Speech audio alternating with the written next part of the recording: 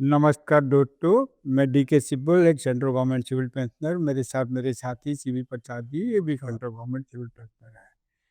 तो प्रसाद जी, आज किस विषय पे चर्चा करें? सर, जैसा कि सभी पेंशनर्स को और केंद्र सरकार के कर्मचारियों को मालूम है कि 8वें वेतन आयोग का गठन हो चुका है और जो है जगह-जगह लोगों में आपस में ये चर्चा है कि जो है आने वाले वेतन आयोग में गवर्नमेंट कितना उसमें पेंशन बढ़ाएगी या तनख्वाह बढ़ाएगी, उसका फिटमेंट फैक्टर क्या होगा? उसको जो है आप एनालाइज़ कीजिए कि जो है जो पुराने जो वेतन आयोग हम लोगों को मिले थे, उसके रेफ़रेंस में आपका एक्सपीरियंस है तो जो है कैलकुलेट कीजिए कि कितने परसेंट तक जो है वो पेंशन में या जो है वेतन में वृद्धि की उम्मीद है।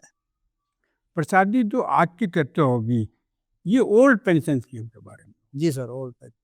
जैसे आप भी ओल्ड पेंशनर हैं, जी सर। मैं भी ओल्ड पेंशन स्कीम से कवर्ड हूँ। तो ये प्रसाद जी, इसका गठन हुआ था 8वीं सीपीसी का 3 नवंबर 25 को एक रेज़ोल्यूशन इश्यू करा था मिनिस्ट्री ऑफ फाइनेंस।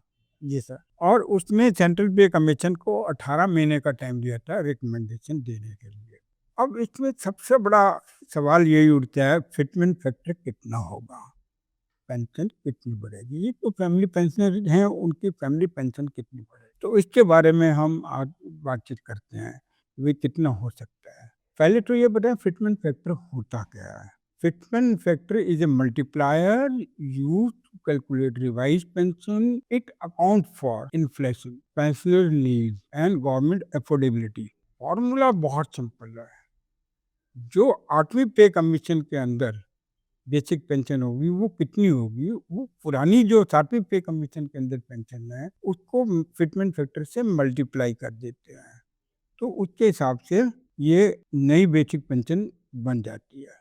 हम मान लेते हैं जो 7वीं पे कमीशन में सिस्टम बनाया था फिटमेंट फैक्टर का, वही फिटमेंट फैक्टर का 8वीं पे कमीशन में चलेगा। अब ये देखते हैं कि 7वीं पे कमीशन के अंदर कितना रेज हुआ था, उसके हिसाब से हम अगली पे कमीशन का फिटमेंट फैक्टर वर्कआउट करेंगे। प्रसाद जी, आपको मालूम है कि बेसिक पेंशन के अंदर महंगाई भत्ता जो सा होता है पेंशनर का, वो ऐड करते हैं। तो महंगाई भत्ता था जो सी छठी पे कमीशन के अंदर, वो था 125% जो 7वीं के अंदर मर्ज हुआ था। जी सर। और फिटमेंट फैक्टर था इसका 2.57। अब एग्जांपल ले लेते हैं, अगर छठी पे कमीशन के अंदर 10,000 रुपया पेंशन थी, जी सर। 125% डियरनेस रिलीफ जो मर्ज हुआ था, वो तो डियरनेस रिलीफ कितना हो गया? 12,500। Total pension plus dearness relief छठी पे कमीशन के अंदर बन गया 22,500। अब फिटमेंट फैक्टर था 2.57, हम सबको मालूम है। अब फिटमेंट फैक्टर लगाने के बाद जिसकी 10,000 की पेंशन थी, 2.57 का फिटमेंट फैक्टर लगाया तो नई पेंशन बन गई 25,700।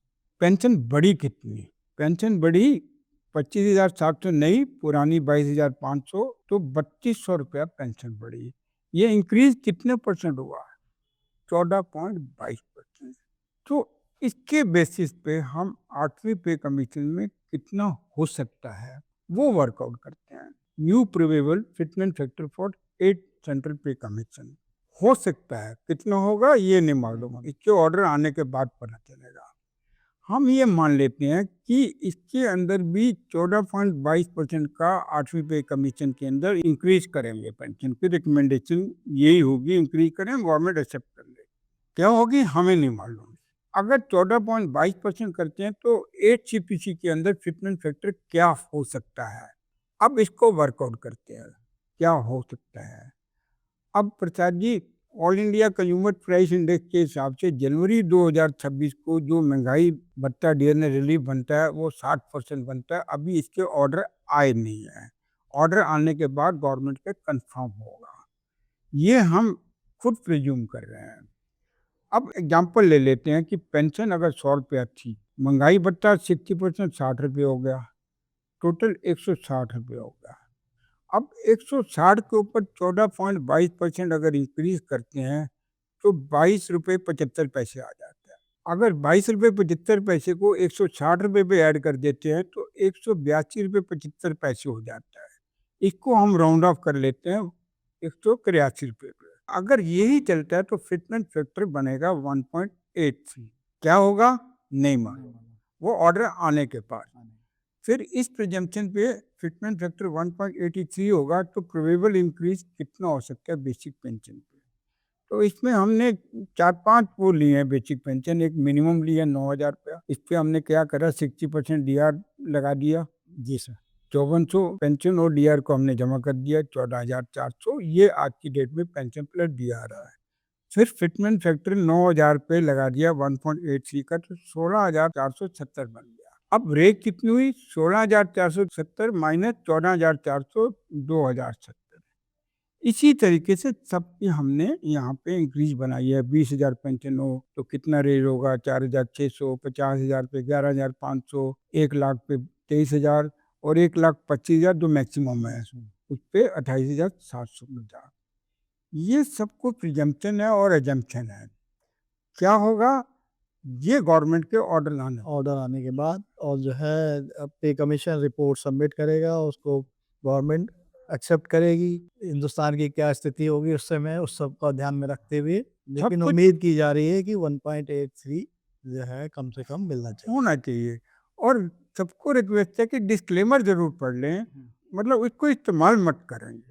ये सिर्फ एक अंदाजे हैं। हाँ, अंदाजे हैं। क्योंकि आजकल बहुत सारे पब्लिश हो रहे हैं कि इसमें 2 पॉइंट बताते हैं फिटनेस फैक्टर होगा, कल कोई बहुत सारे वीडियोस फ्री में भी बताते हैं। हाँ, हाँ, कुछ लोग जो है मेंबर्स के हिसाब से कैलकुलेट करके बता रहे हैं। ये सब जो है भांति-भांति तरीके से लोग कैलकुलेट करते हैं। हर एक का अपना स्टडी करने का तरीका है। तो नमस्कार, फिर जल्दी मिलते हैं अगले वीडियो के साथ। नमस्कार।